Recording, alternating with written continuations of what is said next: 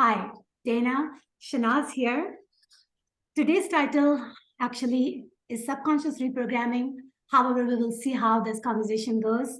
Dana and I just recently met, thanks to Chamber of Commerce and thanks to Andrea.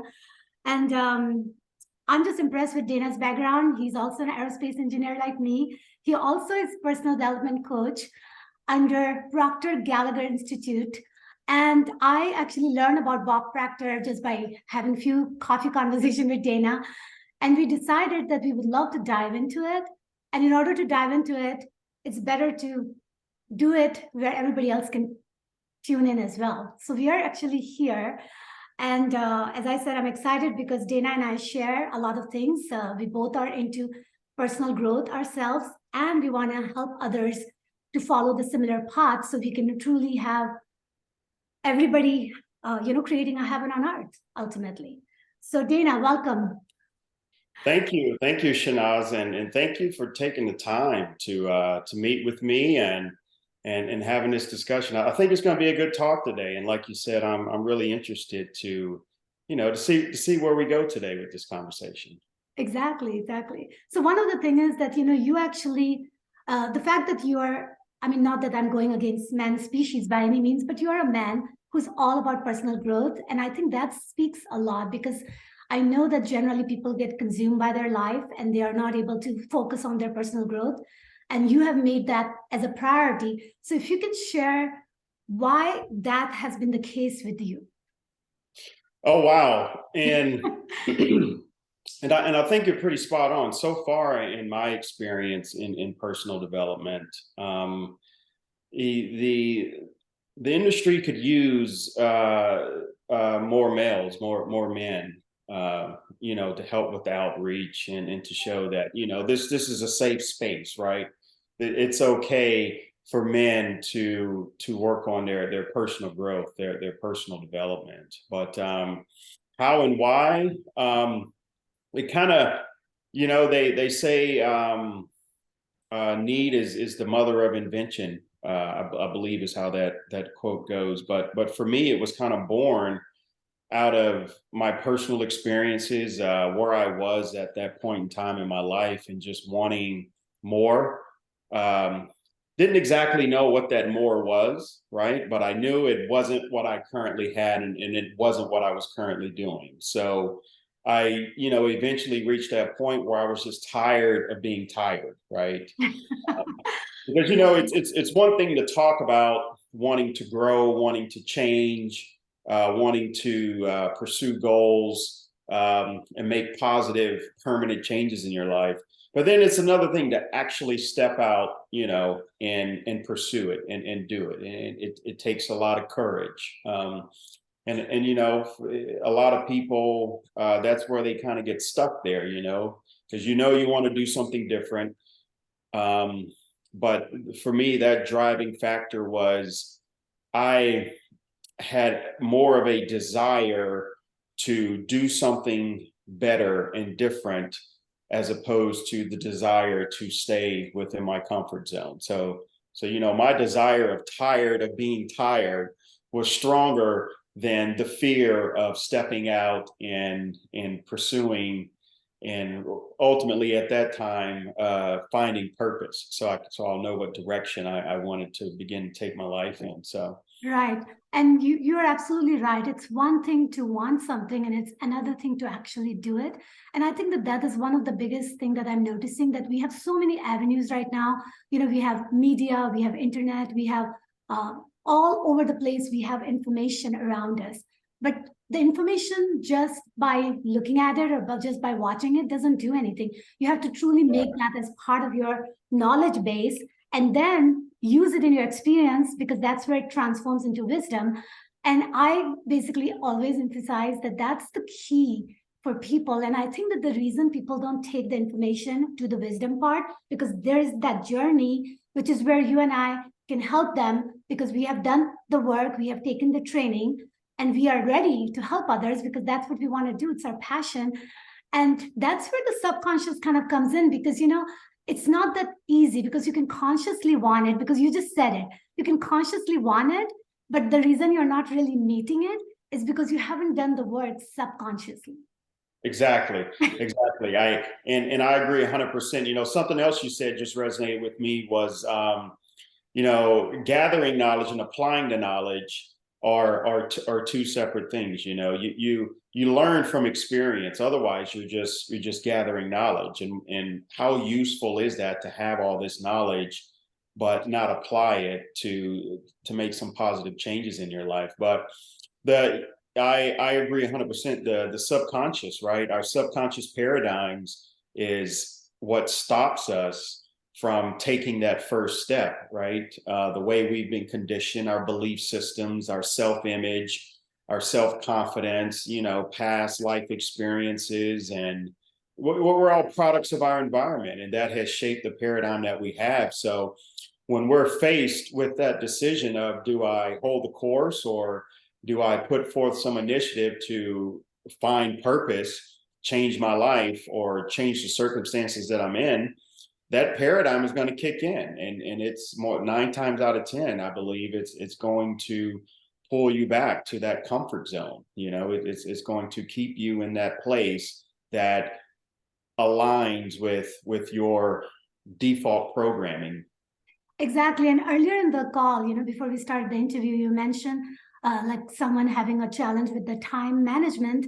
And I was just thinking that mainly, if you really think about it, because you can't learn the piano just by watching somebody else play the piano, right? You have to truly play it yourself to actually reprogram your subconscious so you can remember that information. And it kind of falls along the same line that when people want something, but they're not doing anything, for them. Like, your want is not going to just come from the sky. You got to do something to meet that want, right? And so that's where the learning and the teaching and the coaching comes in. And that's where the subconscious reprogramming comes in. And to me, like, I understand the DNA, that our DNA does store information. And because of that, the only way it's going to store information is you do something with it, right? So you have to do physically something. And like when you mentioned about the whole comfort thing, is like, yeah, you have to definitely do something that you haven't done, because that's why you are wanting to create a new paradigm, right? The new reality or the new experience. How are you going to get there if you don't do something a little different? And it has to be whatever little thing you can do, but that's where it starts, the subconscious reprogramming. Step number 1, get out of your comfort zone. Absolutely. And there's a quote I like by Jim Rohn, and it goes, to have what you currently do not have, you're going to have to do something that you're currently not doing. Your actions, your behaviors, your paradigm as it is today is responsible for the life you have. So how can you expect to experience changes in your life if you continue to behave as you are? One question I like to challenge people with when we get into this type of discussion is, if you continue doing what you're doing now, behaving the way you're currently behaving, where do you think you're going to be in 5 years? Exactly. Extrapolate and see exactly. And yeah, if all your inputs are same, then your output will pretty much be in this predetermined path that you've already created. Because so my quote is, Dana, is what gets you here keeps you here. So I always say that, it takes a lot of effort for someone like you to be a personal development coach, or for someone like me to be a quantum healer, because, we have done the work, we are here. But we are only going to retain this position if you're doing the work internally ourselves, because otherwise, basically you have to walk the talk. When you don't walk the talk, it truly doesn't work, because that's what it's all about, subconscious reprogramming, that you truly have to make it happen for you at that level. Yes, 100%. You have to walk the walk. It's all about action. You can't just sit back, watching the videos, watching the YouTube videos, reading the books, and doing all the programs. That's just information gathering. But the rubber doesn't hit the road until you begin to apply all of that knowledge you've learned. Napoleon Hill says it best in his book, Think and Grow Rich, that power is applied knowledge, right? So you have to take this information you've learned, and you're going to have to break some habits, form new habits, so you can begin to put everything that you've learned into practice. Otherwise, you've just gathered an entirely bunch of good information, and you're going to have you're going to be pumped up. You're going to have the motivation from learning all this new material. But in 30, 60 days, when it wears off, you're still in the same spot when you started because you haven't taken the action. Exactly. And that is the one of the biggest challenges that people run into, is that life is busy. No matter whether you have 0 kids, whether you have 10 kids, everybody's life is busy. Because at the end of the day, we have so much going on in the world right now that it's easy to be busy. Mm-hmm. Because we have ways to get engaged. So in order for you to definitely create something that you haven't done before, you're going to have to do something that you have never done before. It's kind of like very logical if you think about it, right? And I also wanted to make sure everybody understands that the subconscious is kind of 95% or more of what truly is keeping everything running for you. Just like when we're driving, right? When we're driving the car, for the most part, we already have programmed ourselves that there are certain things we have to react to and do it. So that's why while we're driving, we're able to pay attention to other things like talking on the phone or, doing some other things, is because we have this as built-in feature. And I think that the point is that everybody needs to know that your subconscious runs the show. It's not your conscious. So if you take some command in there, right, then that would help. So I want to get into more of a Proctor Gallagher Institute way of teaching. And if you can give some overview on what is the key parameter that they have given you to understand that for yourself.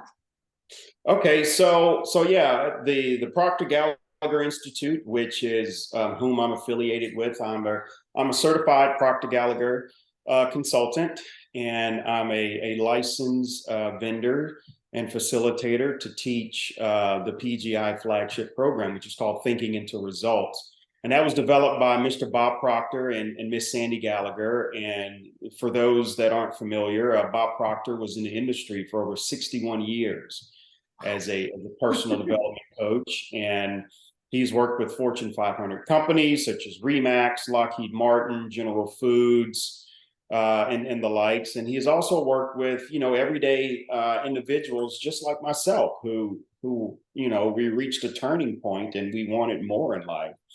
And Miss Sandy Gallagher, her background is as a banking attorney, very successful banking attorney. So Mr. Proctor and Miss Gallagher, I think they made a really good team when they founded Proctor Gallagher and their consulting division.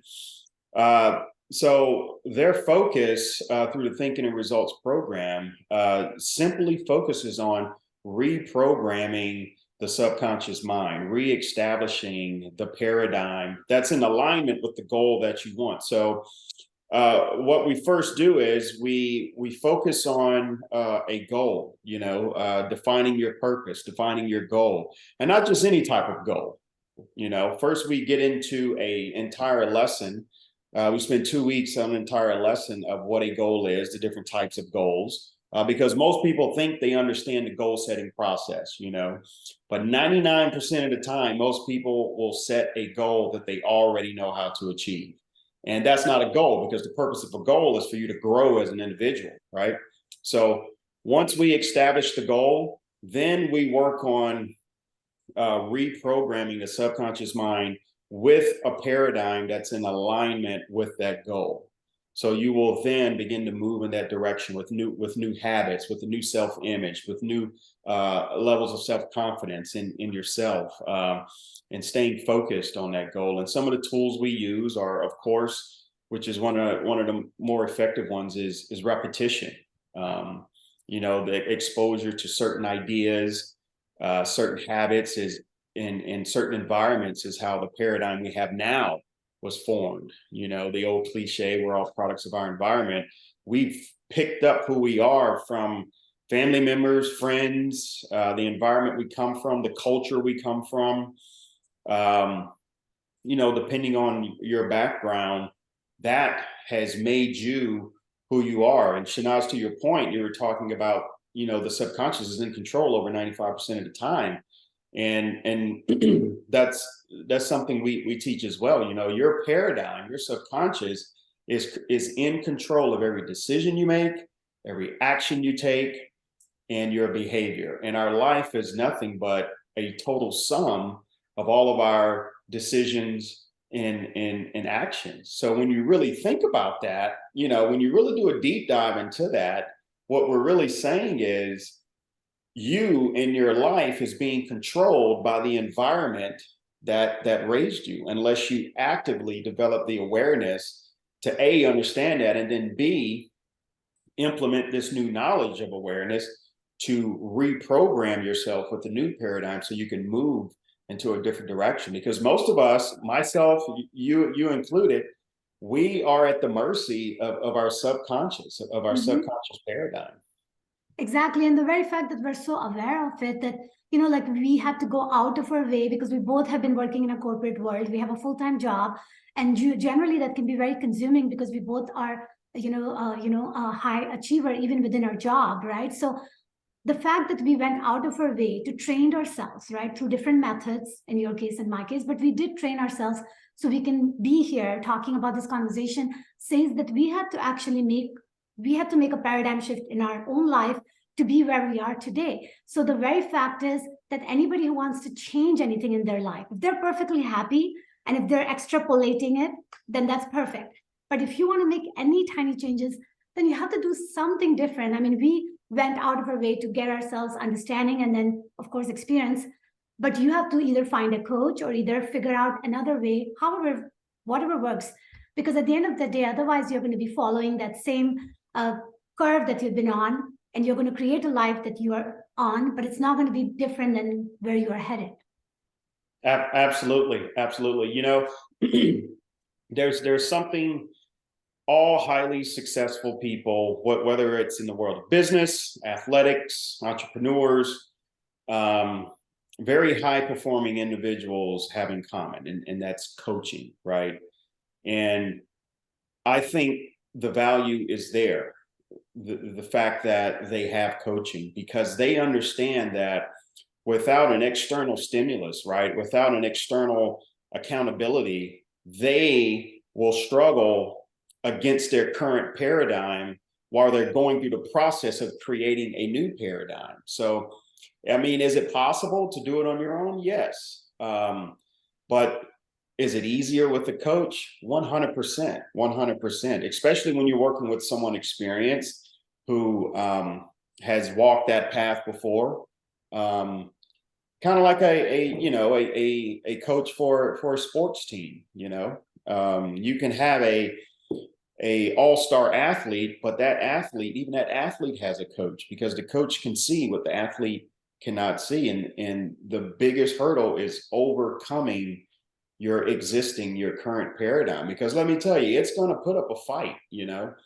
It's going to want to keep you in your comfort zone. It's going to want to keep you in alignment with the way it has been programmed. Anything outside of that, it is going to fight you. That's why people set New Year's resolutions. This is the beginning of the year and we're in the atmosphere of New Year's resolutions. That's why typically by March, April timeframe, everyone's fallen off the wagon with respect to their New Year's resolutions, because they've adopted new mechanical behavior, but that's only going to create temporary results, because the root cause is their subconscious paradigm, the way they've been programmed to behave. So you'll deviate, right, from your normal behavior for a short period of time, but then that paradigm is going to kick back in, and it's going to pull you back on the course that it's been programmed to function on.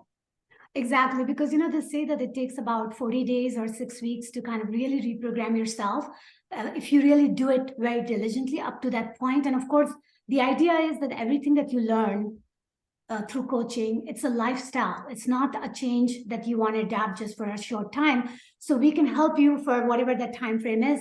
And at the end of the day, you have to be willing to take that command of your own ship and say, okay, from here on, I will do what I need to do to continue it. But it helps when you have a little bit of a continuation long enough that you have reprogrammed your DNA, so you can actually make that as part of your life, because that's the only way is going to create the new future for you, that you have incorporated that in your life. Like you just said, right, that if you just make a new resolution and you do something the first week, and then it starts wearing out. And I think that's why, I mean, and even with your example, I was just thinking, if you want to sculpt your body, you want to have a personal trainer, because they are going to a little bit help you, work with you, and also give you the accountability that you need so that you don't revert back to your ways. Absolutely. You know, motivation gets you going, but it's your habits that sustain you. You know, where are you when that motivation wears off, right? Your habits are going to kick back in. And are you going to, you know, resurrect those old habits, which is going to pull you back into your old ways, where you will continue to get the exact same results out of life? Or are you going to, you know, push through that barrier of fear,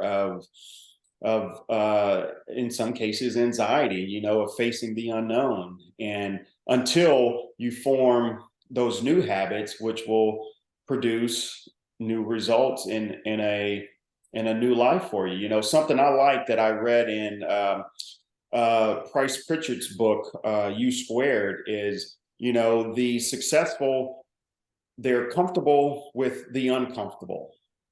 You know, do successful people get uncomfortable? Absolutely. Yeah. Absolutely. But they're driven more by the desire to succeed than they are the desire to remain comfortable.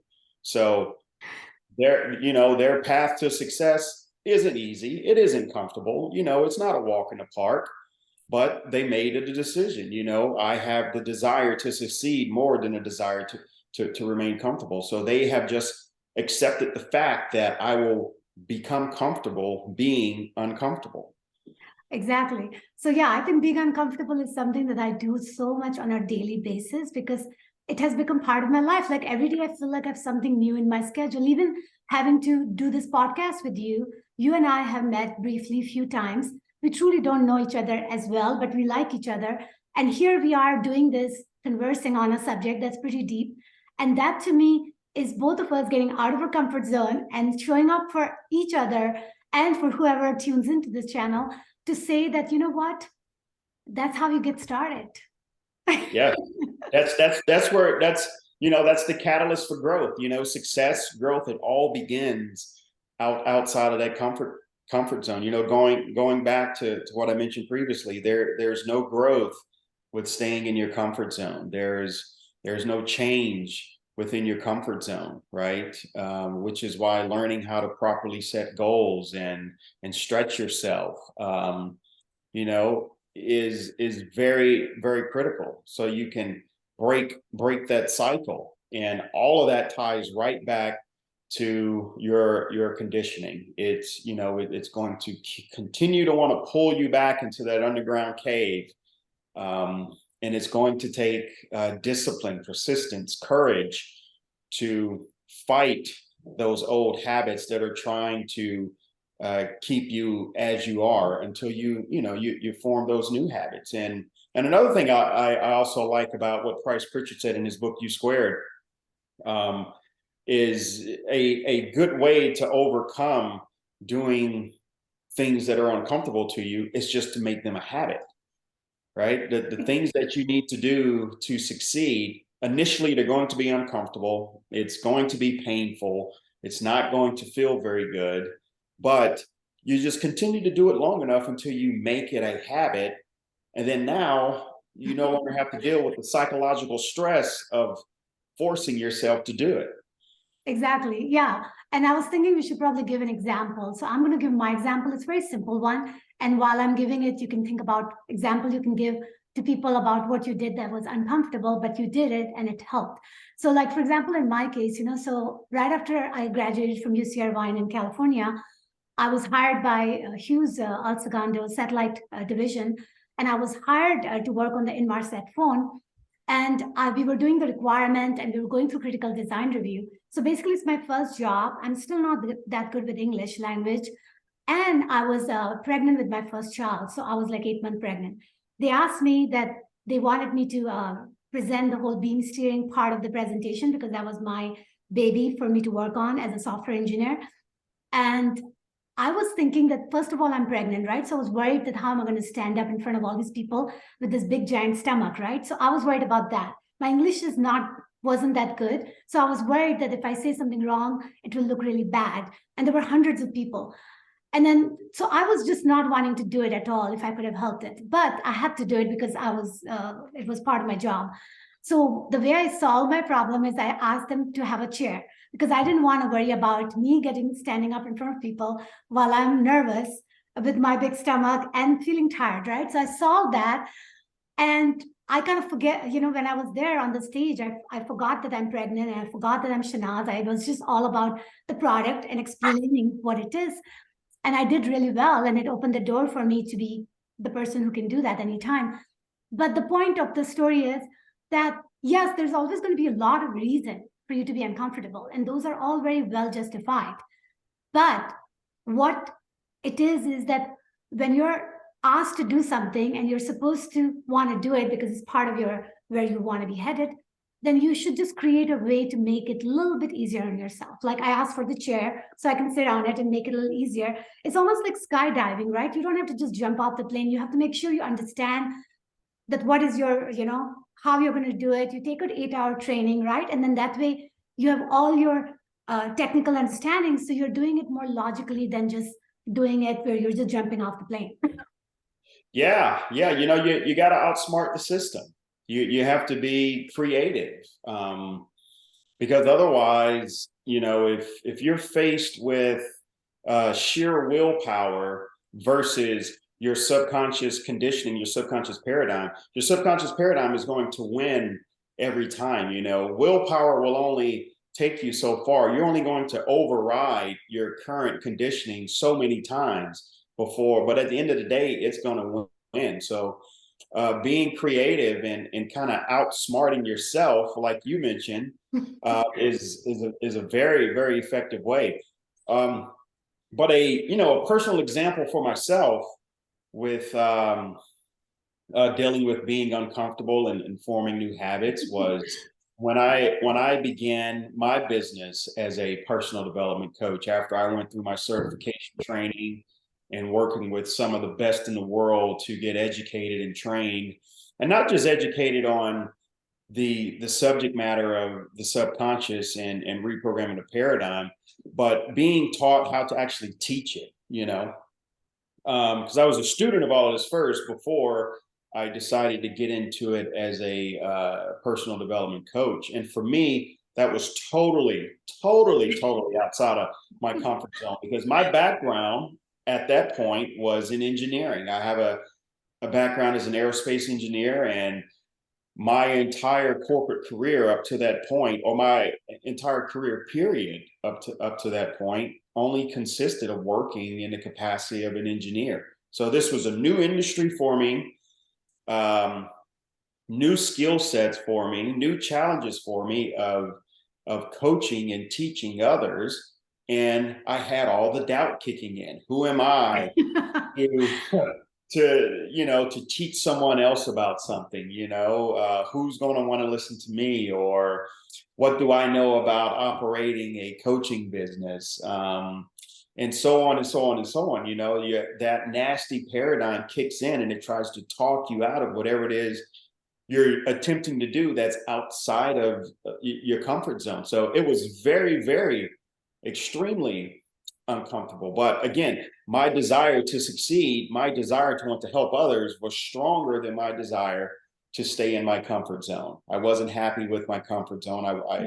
There were many areas of my life I was not happy with. So I saw this as a path to not only improve those areas of my life, but at the same time, help others, right? So I did just as you did. I came up with creative ways to implement and perform and take action, which was the big part for me, so I can overcome the doubt, the fear, the anxiety, because how could I help others if I didn't know how to overcome my own paradigm, right? And, I'd done it and I was like, well, this works. So a very specific example for me was I do a lot of self-studying, and I start my day every day that way, self-studying, I'm continuously educating myself on the subconscious mind, the conscious mind paradigms, what motivates people, habits of success. And I study every single morning. That was something new for me. That was something very, very new for me. Because I figured if I'm going to be effective and offer value to my clients, I need to be as sharp as I can be. I want to know everything there is to know about the industry. So I'm forever a student of the industry. I do not think there isn't enough that you can learn. But that was something that was new for me. It was uncomfortable for me. So I had to think of ways to make it as comfortable as I could by finding creating a comfortable place at my home to study that was encouraging for me to study, as well as staying focused on the goal I had set and the desired outcome. But was it uncomfortable? It was very uncomfortable. But then, after a period of time, you reach the point where it's a habit. And now today, I cannot start my day without self-study in a good book. Even when I'm on travel, when I'm on vacation, wherever I'm at, if I have to, I will wake up before everyone else so I could get my study in. Now it is literally a habit. Exactly. Isn't it amazing? And I think being an engineer and being a coach is a very good combination, because as an engineer, we really are very logical people. We're also very analytical people. And it's almost like you need to know that how you go from A to Z. And that is what we learn in this whole process of understanding. So I think that by virtue of going through our own journey, we have learned all the steps you have to take to get from here to there, and which are the steps can be hard, which are the steps that are easy, or how can we make it easy? Like you just said, that you can give yourself even an incentive, or you can make it comfortable in however way you can. But all that is in you. But you know what? One of the biggest questions that everybody should ask when they want to change their reality, and that's what I always say in my quantum manifestation session that I teach as the first one to explain, like that, you have the power. However, you have to know the why. Like whatever you want in life, if you really know the why, then what happens is when you're second guessing yourself, or when you're feeling like chicken shit and want to revert back, or whatever the reasons are, if that is the time you will ask yourself, why do I want this new reality? Why do I want to change it? Oh, well, it's because I want to feel more peaceful. I want to relax more. Oh, I want to have a life where I'm not constantly stressed out. Okay, well, those are good reasons. So isn't it worth it for you to be a little uncomfortable so you can ultimately get to that place? So I think when you answer your why question, then you can truly know that this is where you can keep going towards whatever that goal is that you are working towards, because you will have challenges in continuing it. That is one of the reasons a lot of people, right? Weight management is one of the common reason. Some people, feel like I want to lose weight, but I'm not able to. Well, it's because it's a lifestyle change. And I don't even use the word diet, because to me, if you're dieting, then you're doing it temporarily. You have to do it for lifetime. And you make a lifetime change so you can retain the weight, not just have it off so that you can go for a wedding or be in a wedding, because that to me is a false advertisement when you just do it for a temporary reason. Absolutely. Purpose is what's going to, like you said, motivate you and drive you during those tough times. You're initially out of the gate, you're going to be motivated. You gathered this new information, this new material. Your adrenaline is high, and you're very, very motivated. But when that motivation wears off and that paradigm, your old subconscious programming starts to kick in, it's your purpose that's going to allow you to push forward. When you have a clearly defined why I am doing this, what does this mean to me? When you can look at that every single day, that is what's really going to motivate you and allow you to push forward. It has served me very well, and it continues to serve me well. Whenever I set a new goal, I go through an exercise of asking myself, well, why do I want this? And it has multiple benefits, because you will really find out if this is something you really want to do, if this is really a goal for you when you start to analyze why I want to do it. Is this for superficial reasons? Is this to please friends and family? Is this to please my neighbors? Is this my old conditioning kicking in? Or is this something I really want? What's my driving factor behind this? And I think you'll find that as a common thread across all successful individuals and organizations. They all have a definite purpose. Exactly. So the step number 1 is what, which is the goal. Step number 2 is why, which is purpose. What is the real reason behind it? And it's interesting because, like sometimes, like people would say that, well, I want to go to the gym because I want to look good. And maybe that is a very superficial goal. And I always say nothing is superficial. If that's truly what your reason is, it's okay. You should not judge your why, is what I'm saying. Because by judging it, because it doesn't matter. It's like some people want to make money and they feel like, oh, I'm so materialistic. And I'm like, well, if that's what your goal is, then just go make it happen. Because you know what? At the end of the day, there's a reason that is your goal. Because once you get there, I can assure you, you're going to find that goal is not what you want something else, because that's just the way we are. We get somewhere because we have to prove ourselves that we can have it. And then you actually go to the deeper part of you. So to some extent, you have to layer by layer uncover yourself in this process of transformation, in this process of being alive in this human form. And that to me is very interesting because we all, it's a learning. So my suggestion to everyone who's listening in is that don't judge your why. It doesn't matter what it is. Honor it. It's yours. You just keep it in your secret box if you don't have to tell the whole world. But at least you should know, so that way you can keep giving yourself the incentive of continuing on this new path that you've created. Yes, absolutely. Just because you're living doesn't mean you're alive. Exactly. Right? Just because you're living doesn't mean you're alive. Look, we're all spiritual beings in a physical body, and spirit is for constant expansion. It's we always want more. Every single individual, I believe, walking the face of this planet has something that they want. We all have something that we want above and beyond what we currently have, or what we're currently doing. If we set a goal to run a mile at a certain time frame, we achieve that. We want to run faster, right? We build tall buildings, and once we accomplish that, we want to build something taller. It's just the nature of our spirit to constantly want to expand and want more. And to your point, Shehnaz, I don't think there's anything wrong with that. We should embrace that. We should not judge ourselves or feel guilty for wanting more. Exactly, because I have a son, who basically it was all about money for him. And now he has gotten to the point where he has made the money he wanted. And now he says, I just want to do other things in life. And I'm actually grateful that he was able to get to that point in life where he was able to satisfy that need of his.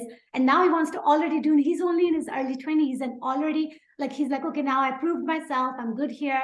I want to do other things. So I actually look at him and say, my God, you're actually more mature than a lot of people, because you've already proved yourself. And now you want to do everything that life is meant to be for. And that is the whole idea, is that you have to go to that place whatever that excites you. And ultimately, it's going to open the door for the new excitement, because that's just the way we are, because we are a moving molecule. And I kind of say that in my book very proudly by explaining with science that we are made of, atoms and molecules at the subatomic level. And at the end of the day, nothing is truly static. We look like one human being, like you look like Dana, I look like Shehnaz. It's partly because we are in this dense reality.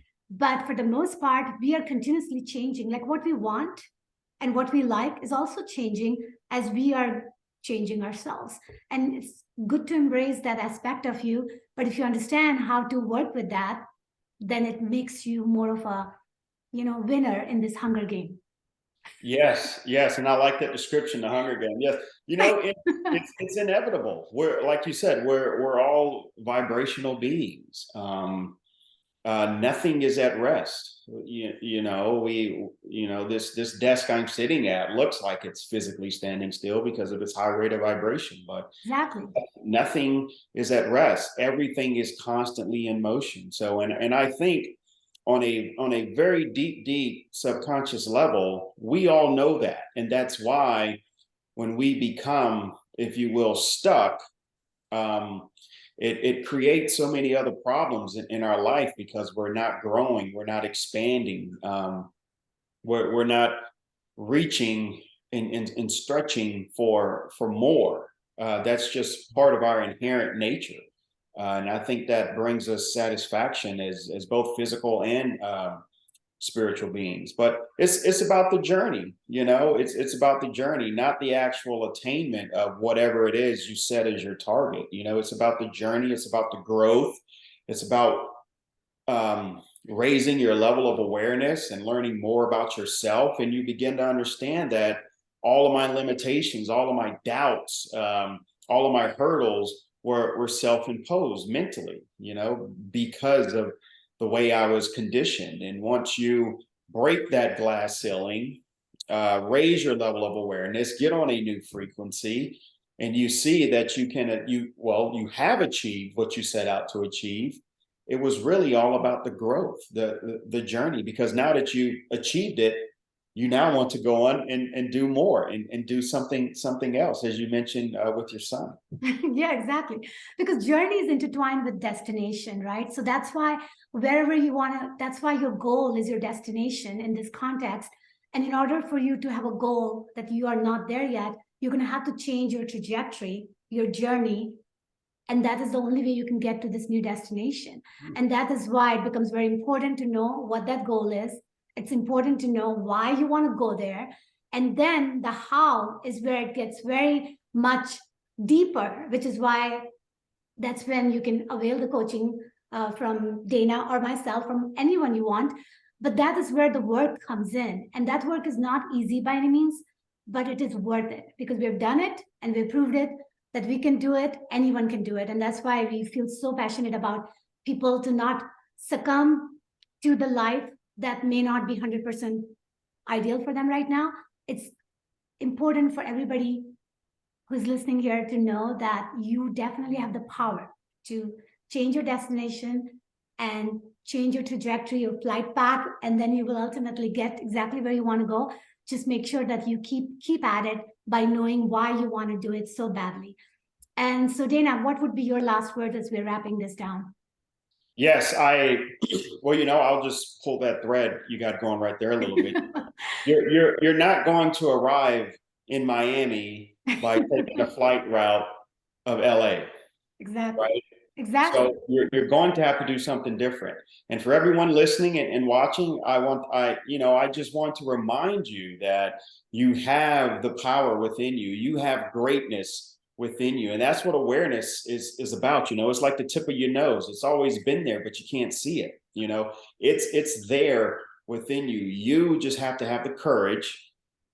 And that's where a coach can come in to help you with the courage to take that first step. And I guarantee you, once you take that first step, you will feel so liberated. You'll get a little bit, a taste of that freedom of what it could be like. And that's all you need, because then that will power you, that will motivate you forward. So there is nothing outside of you, no person, no place, no circumstance that can hurt you, hold you back, or hinder you, or keep you confined to your current state of being. It's all within, and it all starts with you. You have to take that first step, and you will discover that you always have had what it takes to do it. Exactly. So for all the people who are local, lives in Huntsville, I'm actually teaching a class on titled Manifestation 2023 at Dream Maker on February 4th at 1 o'clock. It's a 2-hour class where I'm going to give you some tips on how to make a difference in your daily life so you can get to your destination. And if anybody's interested, they can. We're going to put the links down below on this, and please subscribe and appreciate, so that way we can keep doing these interviews. I'm so grateful, Dana, for you being here today and we having this conversation. And there's more conversation to come as we embark in our future with growth and collaboration. But have a lovely day, and we'll talk later. Bye.